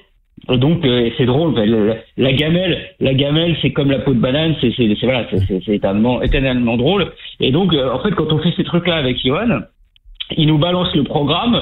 Nous, évidemment, on n'a rien vu avant, on n'a aucune fiche, on n'a que dalle. J'arrive vraiment avec ma hip et mon couteau, tu vois. Et on s'assoit. Et en fait, le principe de commenter les caisses à savon, c'est qu'on dit tout ce qui nous passe par la tête. Donc ça n'a ni queue ni tête, c'est n'importe quoi. On chante, on danse. En fait, quand tu reprends le truc à froid, tu dis mais non, les mecs sont drogués. Eh bien, en fait, même pas parce que déjà il y a pas le budget à l'équipe pour acheter la drogue. Mais je témoigne. Ouais. Non mais franchement, c'est un grand délire ces trucs-là. Et en fait, plus on dit n'importe quoi, plus les gens aiment. Parce que souvent, ce qu'on raconte n'a absolument rien à voir avec ce que vous voulez, ce que vous voyez. J'ai l'impression de voir une émission et d'entendre le commentaire d'une autre. Mais en fait, c'est le même. Non mais c'est surtout que c'est addictif, c'est-à-dire que tu tombes par hasard dessus. Mais oui, tu peux plus t'es comme un con devant ta télé, tu peux pas décrocher. Ah non, pas les caisses à savon. J'en regarde encore un. J'ai une anecdote là-dessus parce qu'il m'arrive de partir très souvent en vacances avec Pat qui est là, et un été, le premier été où on avait fait les caisses à savon, on avait loué une baraque, on était avec plein d'amis, des potes, et donc les gamins, on leur avait mis les caisses à savon en mode voilà, on va essayer de manger avant, on va être tranquille. Et donc ils regardaient les trucs, et puis au fur et à mesure, on les entendait se marrer. Donc il y en avait un qui rentrait pour voir, et puis il revenait plus. Puis le deuxième, qu'est-ce qu'il fait, machin, il allait voir. Et en fait tout le monde a fini devant la télé. En fait. Avec l'assiette à la main, tu sais. C'est énorme. Ouais, c'est exactement ça. Avec Flo derrière le canapé qui dit mais qu'est-ce qu'il regarde comme merde. C'est ta faute, Florian. Mais en fait, le pire, c'est que quand je tombe dessus, moi, je n'écoute pas les commentaires, quand je tombe dessus, je reste, je trouve ça tellement débile que ça me fait rire, quoi. Mais bien sûr, c'est hyper drôle. Mais il s'auto-regarde, pire que Jean-Luc Reichmann. Non, mais c'est pas que ça, parce que. Allez, bam! Non, mais me lance pas là-dessus, Pat, attention. Non, mais il y a Johan Rioux aussi, c'est-à-dire que c'est le même personnage, c'est-à-dire que tu sais pas ce qu'il a dans la tête comme Flo, et du coup, avec tout ce qu'il raconte et l'animation qu'ils ont de cette activité. Je crois qu'il sait même pas lui-même ce qu'il a dans la tête. Oui, bien sûr, c'est pour ça que c'est vraiment le bon choix. Mais Florian, de mettre les deux ensemble. Il n'y a pas des phases, des blagues qui ont dû être trappées quand même au montage, où on a dû refaire un peu le montage parce que vous étiez allé trop loin? Mais il n'y a pas de montage, non, il y a pas de budget montage. Non, il y a plus de montage, ils ont supprimé une post-montage par les économies. Non, il n'y a pas de montage, et parfois ils nous disent la prochaine fois. En fait, ils arrêtent de nous dire la prochaine fois évitez deux, parce que plus ils nous disent évitez deux, plus on le fait. Donc, voilà. Évidemment, non mais forcément. En tout cas, ce qui est génial dans ces caisses à savon et la façon dont vous le commentez, c'est que justement, ça rapporte au sport un truc qui disparaît de plus en plus, c'est le côté what the fuck, spontané, drôle, deuxième degré. Et ça rejoint un peu ce qu'on disait tout à l'heure sur le fait qu'il y avait de moins en moins d'îlots de romantisme dans le sport. C'est tellement sérieux le sport aujourd'hui que ça fait du bien de voir des gens qui... du léger quoi, un peu. Ouais, quoi. du léger, voilà, du léger, du créatif, voilà, ça fait du bien. Bon, Flo, on vous a demandé avant l'émission sur quelle musique vous aimiez aller courir. Et toi, t'as fait dans la dentelle. Ah, j'adore. On va partir sur un petit ACDC, Thunderstruck. J'adore. Thunderstruck, il a une intro absolument incroyable. Et ça, moi, dès la première note, là, allez, ça y est, je vais faire un footing. Je reviens. Ah mince, reviens Flo. Allez, à tout de suite. Allez, à tout de suite, vous êtes sur Radio Resto.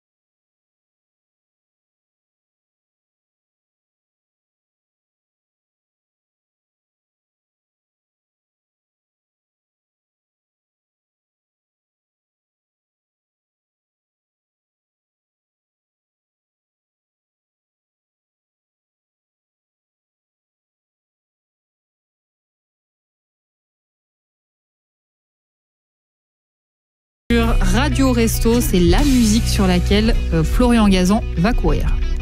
Radio Resto, saison 6. Flo, tu es toujours avec nous? Oui. Toujours. Bien assis, tout va bien. On est toujours. J'ai headbangé. T'as quoi? J'ai fait du headbanging. J'ai headbangé. Il a headbangé. Oui. En fait, t'es vraiment passé sur un mode States. J'ai l'impression avec ton pickles. De pickleball. Pickleball. Pickleball. Mais non, c'est ball. Bref. Pickleball, oui, pickleball. Alors, pickle, vous moquiez de cornichon parce que c'était justement le nom du chien du gars qui a inventé ce sport qui s'appelait Pickle. Donc c'est ça. Ça aurait aussi bien pu être le Medor Ball ou le. Ou le Toutou Ball. Le Indiana Ball. Le Medor Ball. Voilà. Bon, Florian Gazan d'RTL est avec nous. C'est les fanats du sport sur Radio Resto. Éric Rabé-Sandratana, ancien capitaine du Paris Saint-Germain qui commente les matchs du PSG sur Ici Paris Île-de-France, est aussi avec nous. Tu travailles aussi à la chaîne de l'équipe. Rabé, ce que tu fais RFI tout comme moi et TV5 globalement. Monde, donc tu vois, je fais plein de trucs différents. Oui, c'est vrai. Et RFI et TV5 Monde. Oui. Quel succès. J'aime beaucoup. Non, j'aime beaucoup. Justement, avoir le choix de différents médias, que ce soit en radio ou en télé, c'est super intéressant. On se l'arrache. C'est quoi ton média préféré du coup? Ton employeur préféré? C'est dur à dire. Ça. Non, c'est dur à dire. C'était une blague. Non, mais je ne vais pas réfléchir à la question. Du coup. Bouchez-vous les oreilles. Donne le nom de celui qui te paye le moins, comme ça, s'il vire, c'est pas grave. C'est moins grave. Bah non, attends, non, surtout pas. Et donc, Pat Angeli d'RFM est avec nous aussi. Pat, grande, immense carrière dans la radio, notamment à RFM, mais pas que. Tu as été dans plein de radios, plein d'autres radios. Et tu nous disais à l'instant que tu avais aussi travaillé à la télé, notamment sur Infosport. Sur Infosport, oui, où j'ai eu la chance de côtoyer Margot Dumont, que vous connaissez tous maintenant parce qu'il fait tous les. I love her. Ich liebe dich, Margot. Qu'on a au téléphone. Te quiero. Salut Margot. Salut. C'est un bel accueil, merci. T'as vu.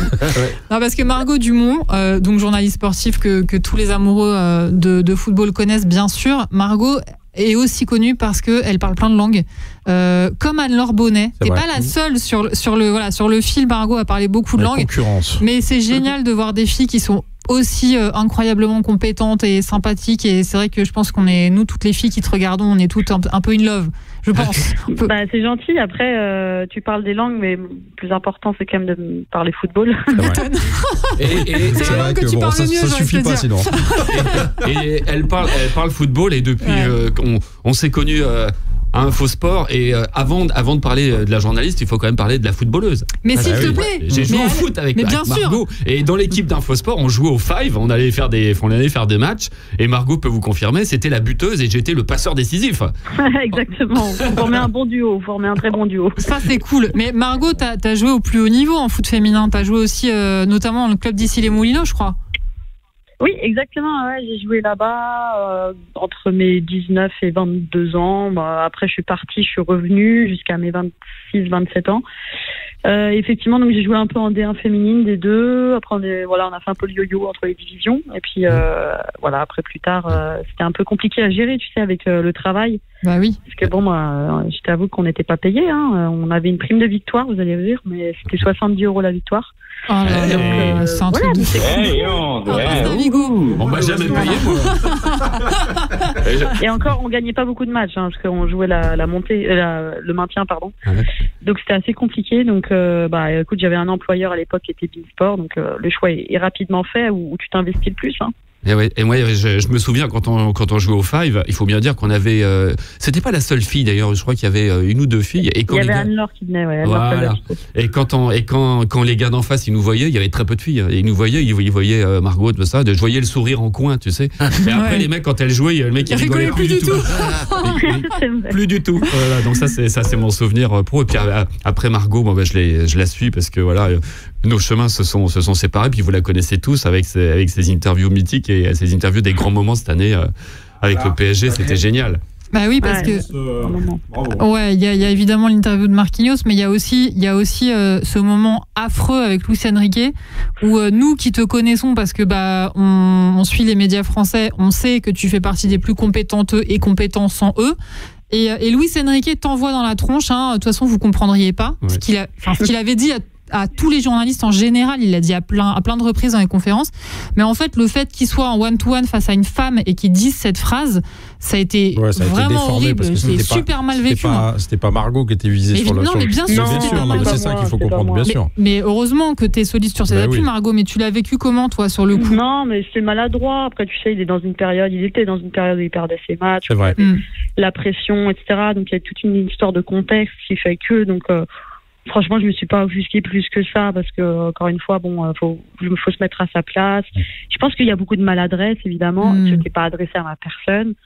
Donc, ça va, tu vois. C'est vrai que, bon, moi, c'était un peu un saut dans le grand bain pour moi qui venait d'arriver en plus sur Canal. Je trouve que tu as très bien réagi en plus, parce que tu n'as vraiment pas mis l'huile sur le feu et tout. Et c'était surtout bien. Tu t'es pas excusé après?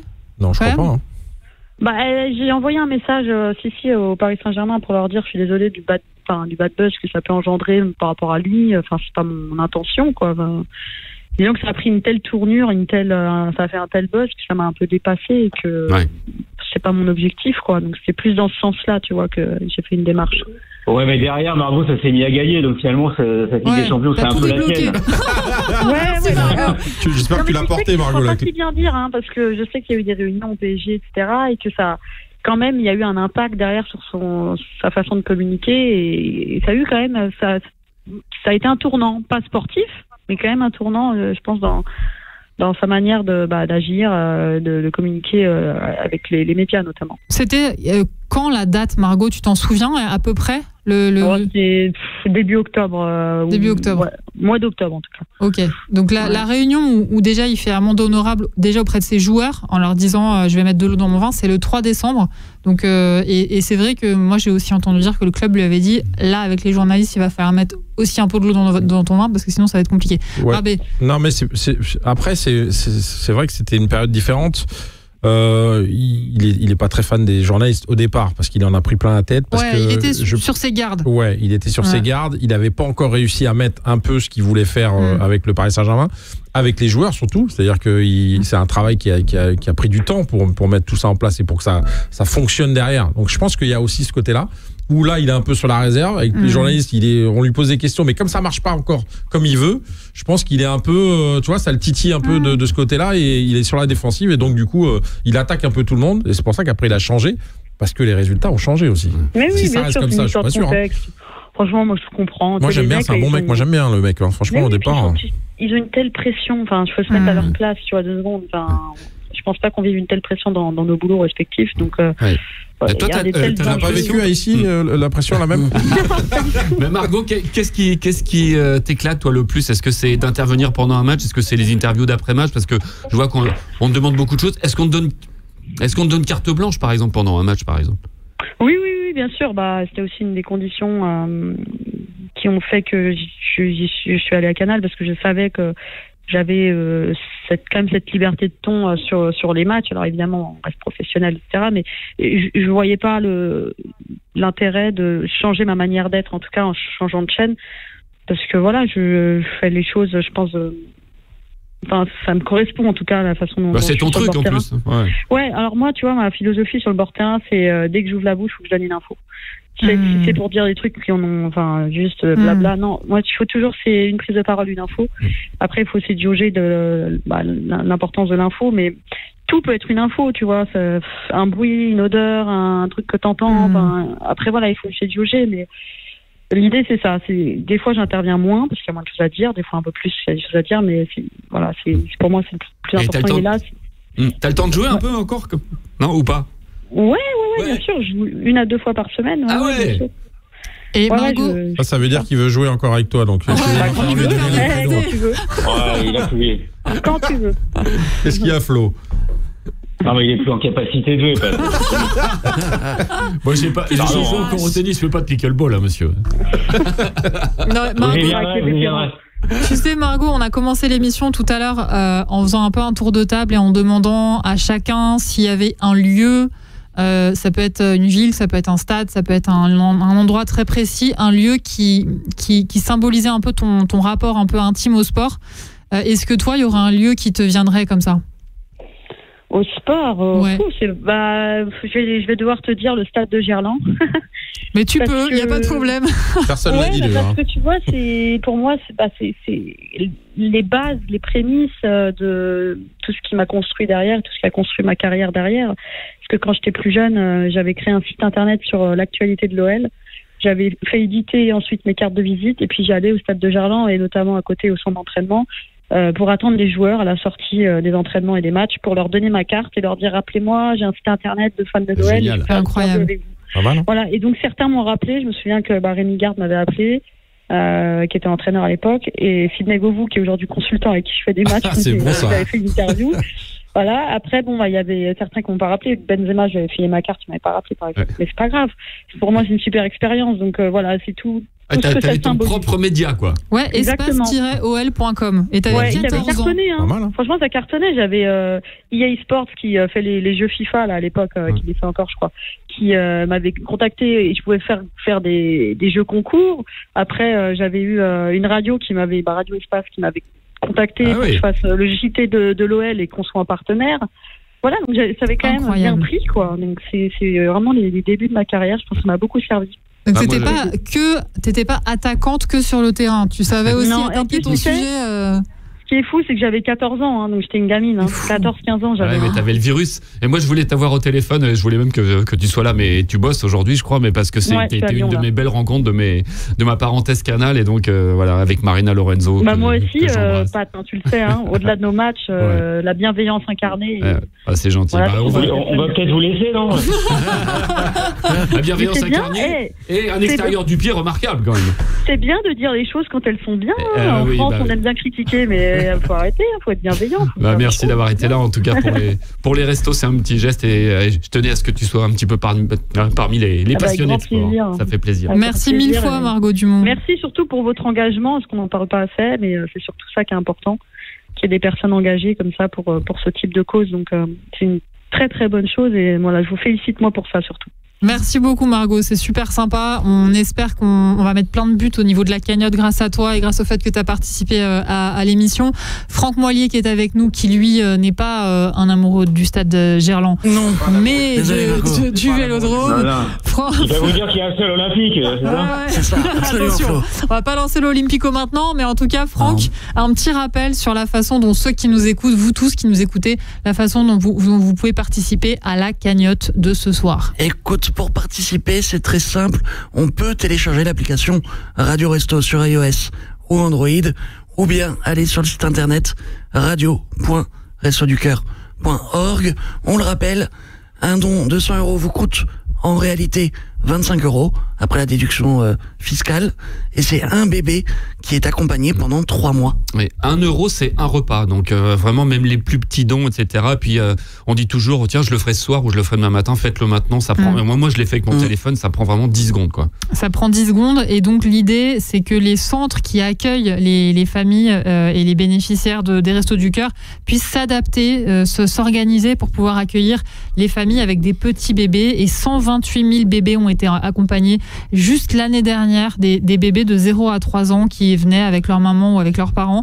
L'idée, c'est d'acheter notamment des kits bébés avec dedans des boîtes de lait, des paquets de couches, bien sûr, c'est super important, et puis des petits pots pour que ces enfants puissent manger des bonnes petites purées dégueulasses, parce qu'il faut bien le dire, quand on les goûte, une fois, on n'y remet pas la cuillère une deuxième fois quand on est adulte. Voilà, on va partir sur Bruce Springsteen en courant, parce que c'est Born to Run, le morceau. Tu peux nous faire l'intro là, Pat? Oh là là. Connais... Non. Alors, vas-y, balance. Je suis relou. Tu m'aurais dit Born in the USA. Oui, mais non, là c'est Born to Run, c'est pas tout facile. Vas-y, Flo, le boss.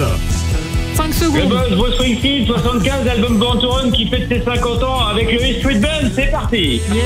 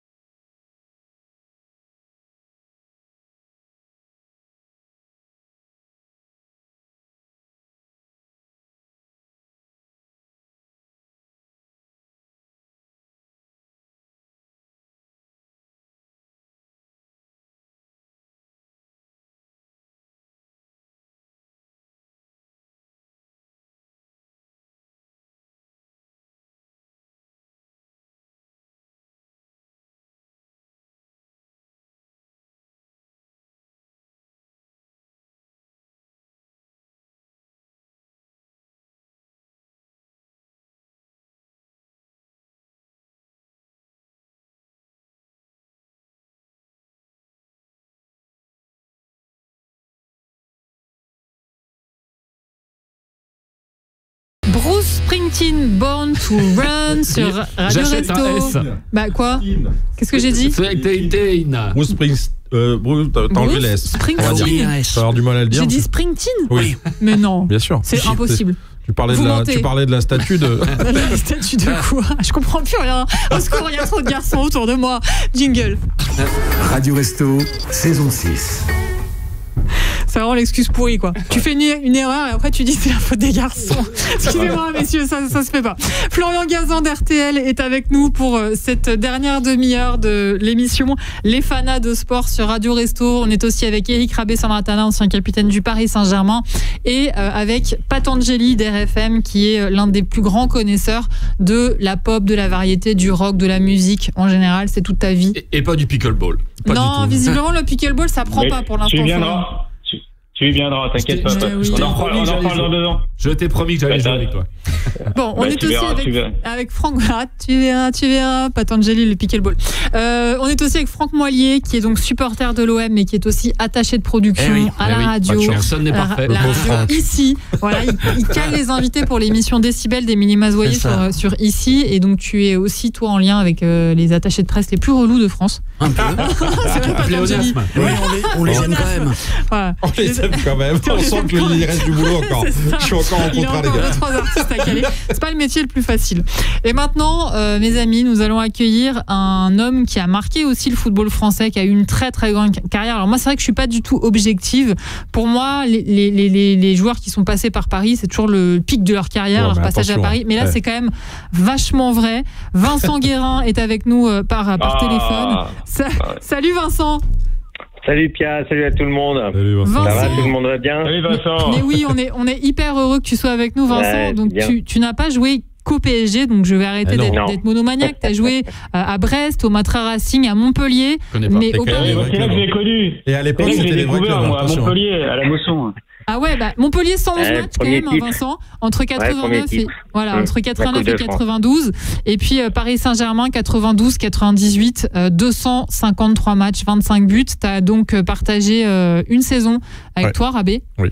Alors déjà, Rabé, tu peux nous dire quel souvenir tu gardes de Vincent Guérin comme coéquipier? Super mec, très facile, très très drôle, toujours en train de dire des conneries et non mais une belle personne, bienveillante.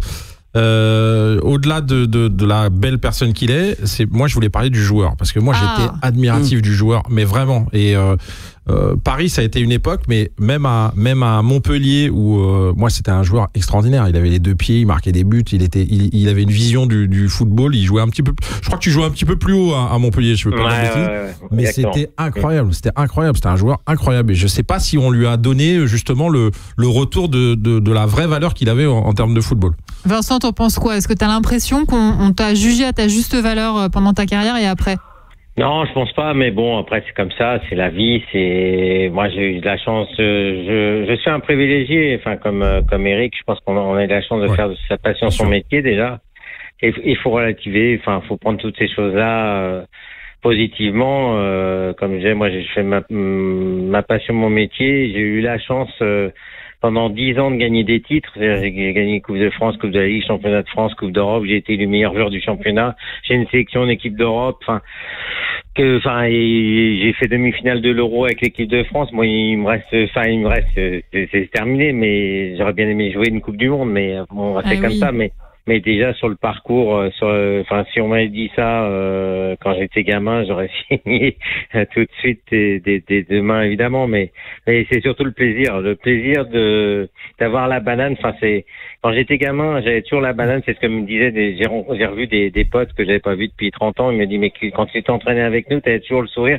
T'as l'impression que tu nous narguais parce que tu savais que t'allais nous dribbler ou un truc comme ça. Mais non, mais c'était le plaisir de t'amuser avec un ballon. Et ça m'a jamais quitté. Je peux te dire que ce que tu dis là, ça parle à Rabé parce qu'il arrête pas de me regarder avec des grands yeux, il me fait des gestes. Et oui, tu vois. Tu vois ce que tu disais par rapport à la passion de tout à l'heure dans le sport, ce qu'on retrouve.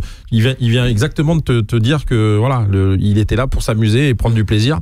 Et en fait, c'est tout ce qu'on essaye de rechercher aujourd'hui. C'est un peu trop sérieux, c'est un peu trop dans le sport. Un peu trop machine, robotique. Donc, mais Vincent, c'est ça l'origine. Quand on est joueur professionnel de ton niveau, est-ce que c'est facile de toujours rester connecté au plaisir qu'on avait quand on était enfant? enfant? Parce que parfois, tu as une pression de fou sur les épaules et ça doit être difficile de se souvenir de ce sourire-là que tu avais quand tu étais petit.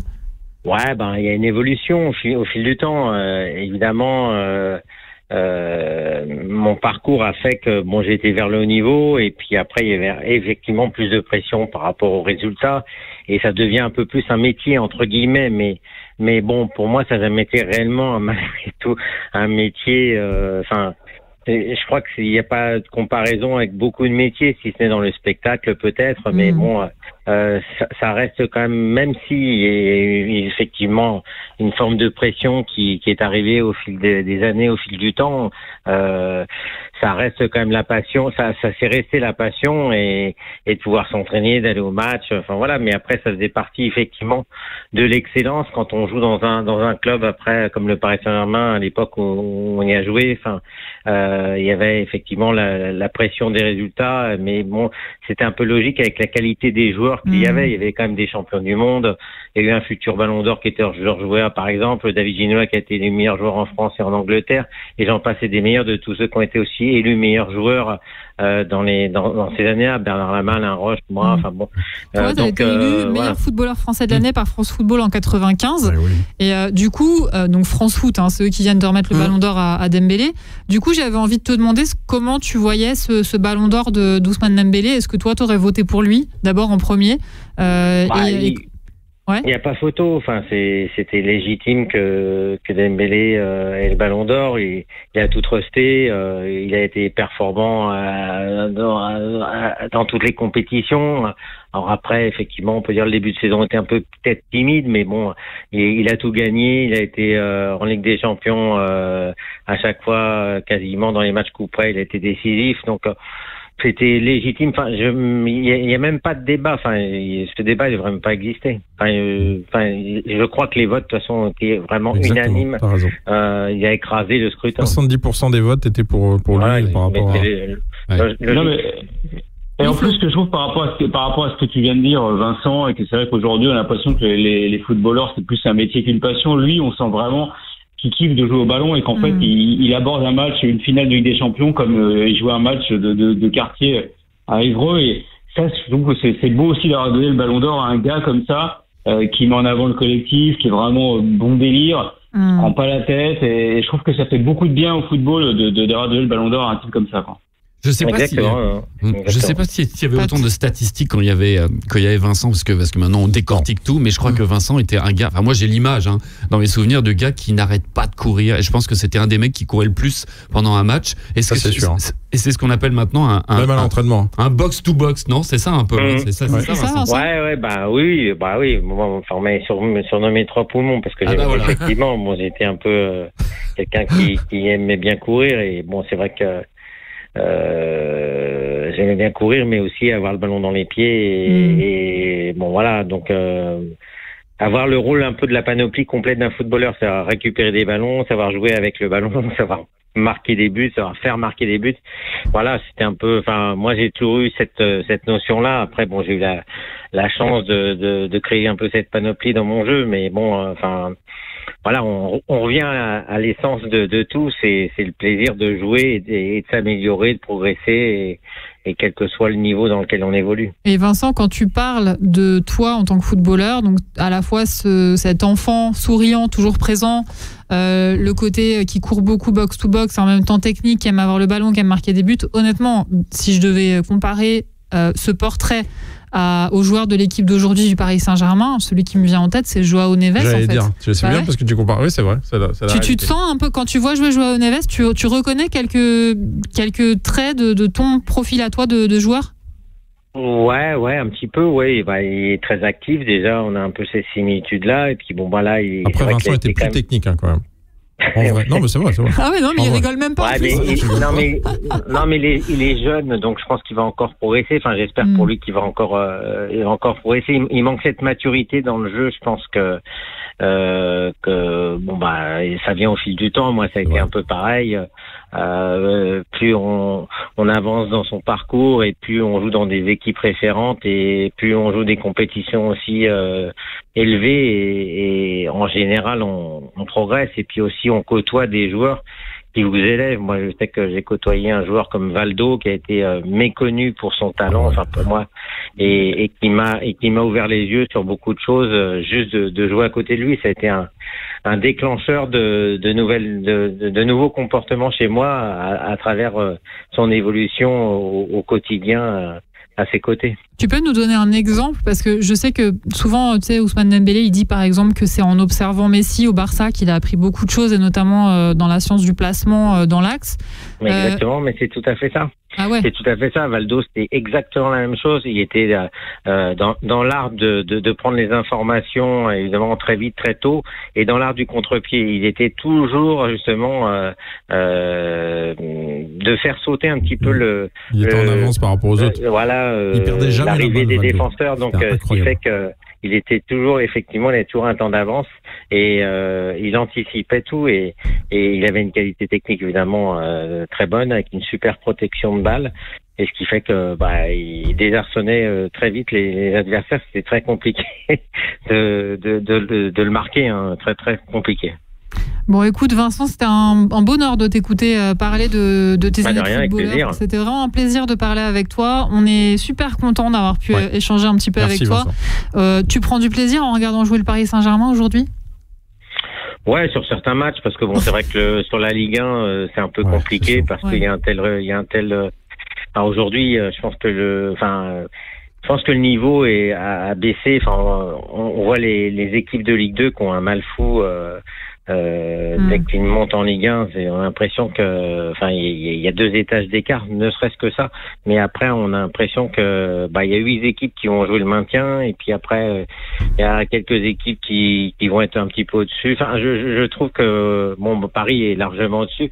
Et après, le vrai plaisir, après, c'est sur la Ligue des Champions, parce que, il faut qu'il y ait une concurrence pour qu'on prenne plaisir. Quand il y a trop de différences, c'est moins marrant, quoi. Oui, c'est sûr que c'est moins marrant. Mais c'est vrai que quand on voit les 20 premières minutes du PSG face à l'Atalanta Bergame la semaine dernière, on se dit que ils en ont encore sous le pied, parce que c'était quand même pas mal, hein, Eric. Ouais, non, c'est régalé. On a pris notre pied aussi sur ce match. Non, mais en fait, tu t'attendais pas forcément à ce niveau-là. C'est-à-dire que, comme tu avais des absents, et que ce Paris Saint-Germain avait été un peu, était beaucoup fatigué, et du coup, on savait pas comment on allait le retrouver. Et franchement, de le retrouver pendant ces 20 minutes-là, on a été reconnecté à ce qu'on avait vécu un peu avant. Merci beaucoup, Vincent Guérin, en tout cas, d'avoir été avec nous. C'était un plaisir. Merci à vous. Merci, prenez soin de vous. À bientôt. Salut, Eric. Salut. Ciao, à bientôt. ciao. Et on rappelle évidemment que vous pouvez donner pour les Restos du Cœur. C'est vraiment le moment de le faire maintenant. 187 150 € de dons à l'heure où on se parle. Tu peux nous dire, Franck, à quel endroit on peut donner? On peut tout le week-end faire des dons. Désolé. Tellement c'était terrible. Écoute, on peut faire des dons tout le week-end sur radio.restoducoeur.org et sur l'application Radio Resto qu'on trouve évidemment sur iOS ou Android. Ok. J'ai l'impression qu'il y a des gestes dans le studio. Quelque chose se prépare. J'ai l'impression que quelque chose se prépare. Je vous ai fait une petite surprise parce que j'attendais que ce soit confirmé, mais vous savez que j'aime la musique. Et comme on est pour les Restos du Cœur ici, je voulais concilier un peu les deux, et je voulais avoir quelqu'un qui est pas dans le sport, mais qui doit aimer le sport, mais qui est un artiste et qui a fait beaucoup pour les Restos du Cœur. Salut Patrick. Salut tout le monde. Patrick salut. Patrick Fiori. Oh là là. Patrick. Là, pour le coup, c'est The Voice. Hein.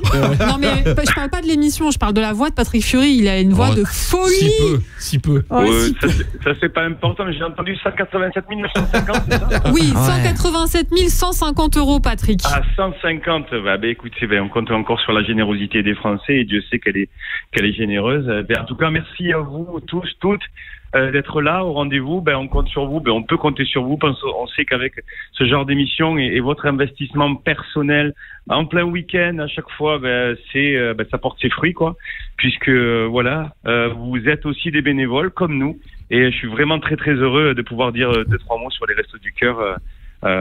Sur la radio. Oui, parce que moi j'ai appelé Patrick parce que je reçois des artistes dans mon émission, et je sais que lui, tu vois, quand tu lui envoies un message, qui puisse ou qui puisse pas, il répond. Et ça, déjà, c'est très appréciable. Et puis je sais que la cause il a plus rien à prouver. Et j'ai dit voilà, on fait une radio éphémère tous les ans pendant 2 jours pour récolter des fonds. Avant c'était pour avoir des camions frigorifiques, maintenant c'est pour la petite enfance. Je savais que ça allait le toucher. Il a pas vraiment toujours le temps. En plus, il est sur Corse ou Metz en ce moment. On en dit un mot d'ailleurs, Patrick, là, de ton nouveau Corse ou Metz. Oui, de toute façon, je suis pas vraiment là pour parler de ça, mais oui, mais bon, on en profite.